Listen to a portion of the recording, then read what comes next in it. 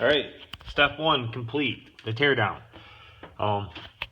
Here's the first one, nice and shiny, and I have sprayed the penetrating oil down in there. I believe this is, oh no, it's a steel block. Some of them are aluminum blocks. This one's a steel block, so probably didn't have to do that. Anyway, sprayed it down in there anyway. This one, super corroded.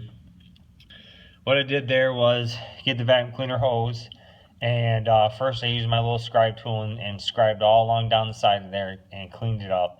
Then I got the compressed air with the chop vac still going over the hole, and blew in there with the compressed air, which blew stuff everywhere. And luckily I had my intake ports covered.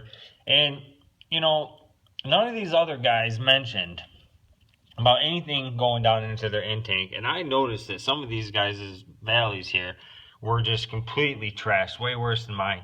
But none of them mentioned that, you know, that there's a possibility that some of this debris went down in the intakes. And for whatever reason why they didn't, maybe they got lucky and didn't have that issue. But I think that's an important thing because, you know, some guys, you know, may be intimidated by that.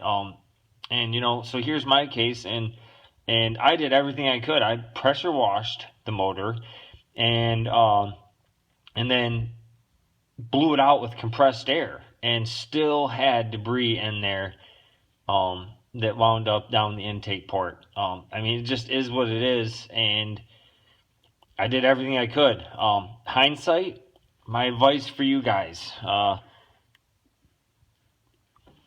this intake here has got this foam here, right?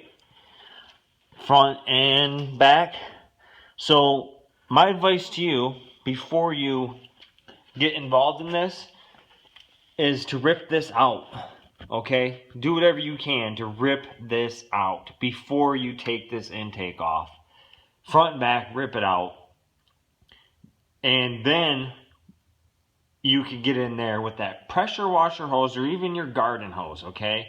And you can wash that out, and the water will just flow straight through the valley to the back of the engine, and it'll all wash out.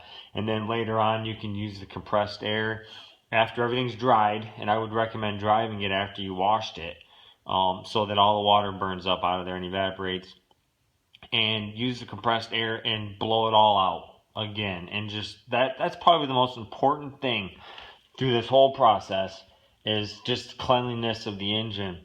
And I believe that's key. So again, before you remove anything, pull these foam inserts out, front and back. Whatever you got to do, tear them out in pieces. It doesn't matter. Get them out of there. Run the garden hose, spray up and wash that valley out. Use the compressed air, blow it all out. And I bet that's probably going to set you off on the right foot. That's going to be the biggest thing. I'm not worried about any of that debris in there, because like I said, I did what I could do. And something like that could have happened if it was taken into, you know, a service shop. You know, the guy could have done the very thing I did, pressure washed it and blew it out. Maybe he would have known about the trick of taking that foam out right there at the bottom and then blasting it out. He probably would have known that. I didn't. Nobody covered it in the videos. So there you have it.